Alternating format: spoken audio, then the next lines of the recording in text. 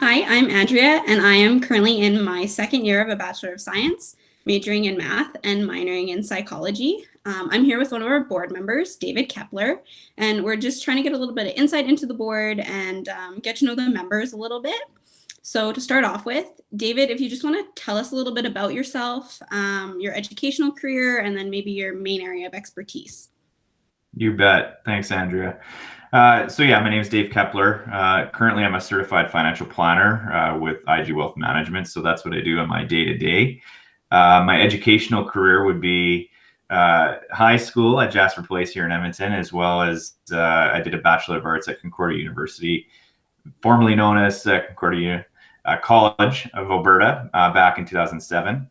Subsequently to that, I moved into the field of sales and business development.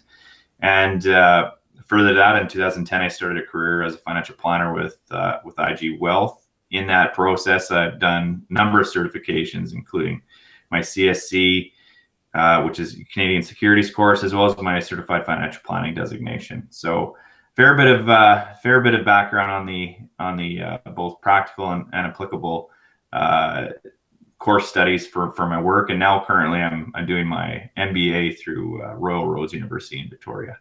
So there we go. Very cool.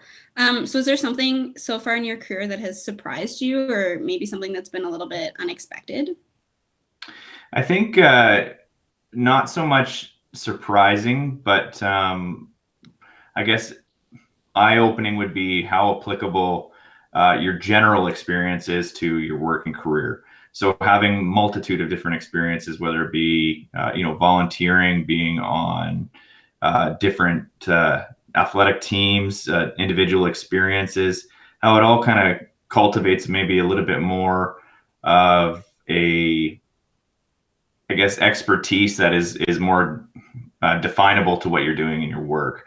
And so career-wise, I think every little piece of information you can get from whatever you're doing is very supportive of whatever you're going to do with your work and your working life. So Nice. And so obviously you have moved from post-secondary and into the workforce, and now you're back doing your BA. So what is one kind of challenge that you see new graduates facing? I think one of the challenges for new graduates is, I mean, finding work is important, and it will be important, and finding work in the career in which you want to have is important. But I suppose what new graduates would need to focus on is how different they are from their fellow cohort. So if you graduate with a Bachelor of Arts and you have another individual that graduated with a Bachelor of Arts, how are you different than that individual? And to define yourself and maybe find yourself in a applicable career would be how diverse your experience base is. And so whether it be, are you volunteering? Are you involved in different charities, different organizations? Are you leading certain groups? And I think that's very important for an individual, because at the end of the day, in order for you to find a career, you need to be able to market yourself. And having a degree is fantastic, but it's only one part of who you are. And so I think that's probably the most important thing people can think about as they're graduating, is how they're different than their fellow cohort. Yeah, that kind of goes back to, I think, what you were saying before about with the like what you found unexpected, that just your individual experiences just are such a big basis of what your future career is going to be. Yeah. That's really interesting. So how did you like come to decide you wanted to be a financial planner? That's a very interesting question. And it's one actually that I get a fair bit, because I did go to school to do my Bachelor of Arts in English and history and education. Yeah, very different And, things. yeah, definitely it's different than maybe what I anticipated. However, I've always thought I was going to be an entrepreneur. So whether I go to school to be a teacher or a lawyer, at some point I knew it was going to be some side of me that wanted to run his own business. And so how I found this position would be, I did my BA so that I could communicate effectively, and whether it be through written language, emails, in person, whatever. So I did that, but I had the anticipation that I was either going to be an educator or a lawyer or somewhere in that field, but I also knew that I could translate different extracurricular experiences into business. And so after university, I did go into sales because I had a little bit of a marketing background. I had experiences working for smaller companies, what have you, during university.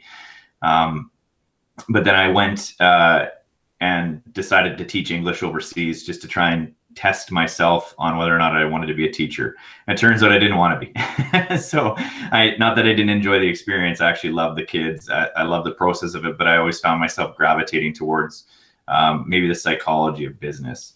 And so when I came back to Edmonton from teaching in Taiwan, I went to another sales role. But I found that I was maybe not enjoying the experience of selling maybe a tangible asset. I was missing the aha factor of being a teacher or an educator. And so I did some research into entrepreneurial roles and what I enjoyed in life. And it ended up being kind of introduced to IG and financial planning. And I decided 11 years ago, almost to the date, that I was going to be a financial planner, and I was going to really trust in the process that I'm going to be helping people, helping individuals, teaching them about their finances.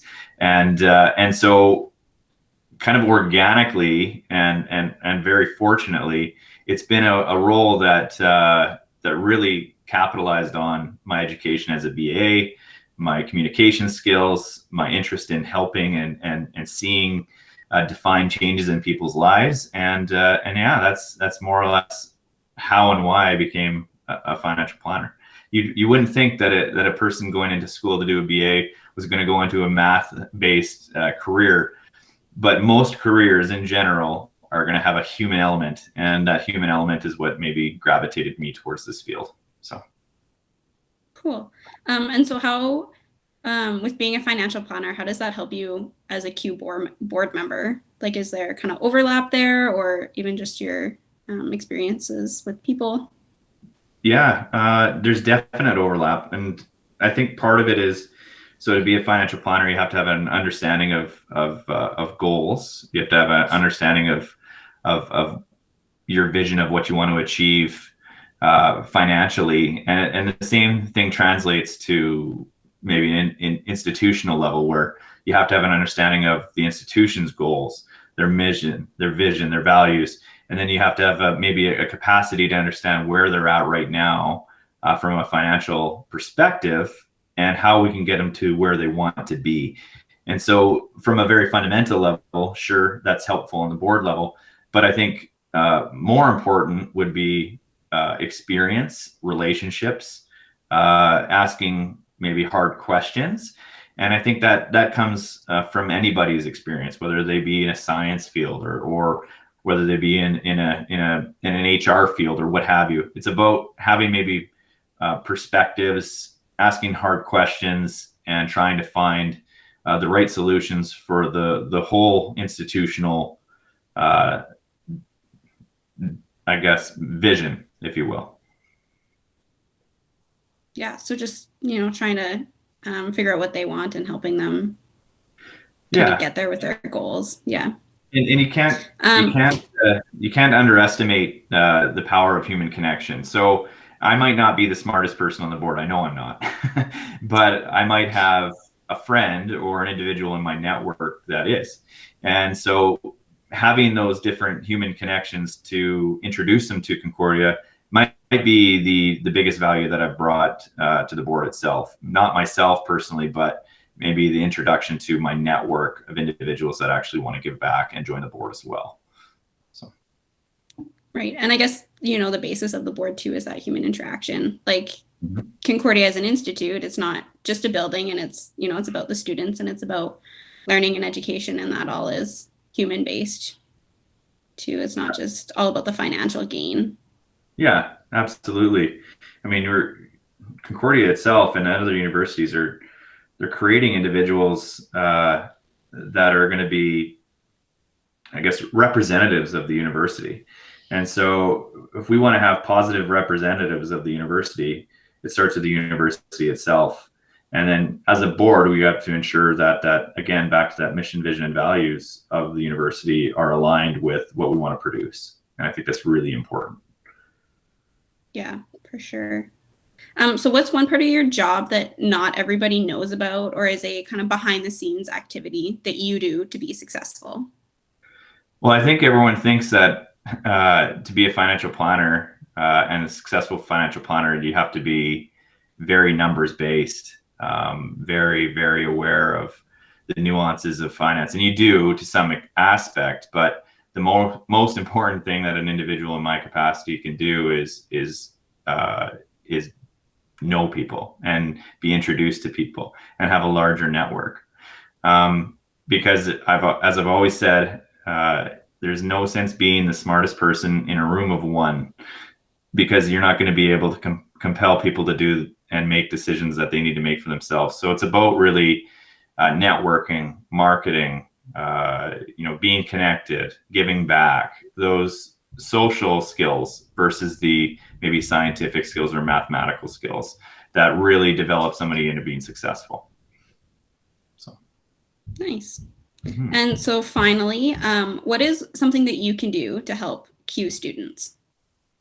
I think I really believe in giving back, and I think that if there's one thing I can do, it's give back, whether it be time, energy, enthusiasm, maybe a little bit of direction.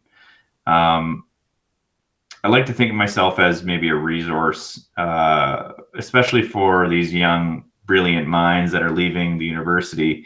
What do they want to do? What do they want to accomplish? I like to be able to help them maybe define themselves, maybe ask me questions, look for connections, look for opportunities, give direction. And that's kind of the reason why I've always been involved with Concordia. After I graduated, I think it was a couple of years, and I got involved with the Alumni Association. And further to that, I've been on the board now for 5.5. It'll be close to 6 years come June. And I think in that experience, it really developed my interest in seeing others, especially younger minds, achieve success. And so it's really whatever I can do to be a resource, whether it be somebody has a question or what, maybe an interest in a certain field, that's where I can give back. And I'm more than willing and able to do so. Awesome. Well, thank you so much for your time. I've really enjoyed chatting with you. I hope everybody listening has enjoyed it as well. Is there anything, like closing thoughts you wanted to say, or? No, I mean, it's really hard to talk about myself. I'm the kind of person that asks a lot of other, I ask people questions for a living, and it's more enjoyable to hear others speak. So it's a little bit awkward for me to be speaking about myself in maybe these capacities. But yeah, I hope people do listen, and if they do want to follow up, I hope they can find my contact information easily enough, and feel totally welcome and free to send me a note or connect on LinkedIn or whatever it is that people want to do. So. And yourself as well, Andrea. Thank you so much.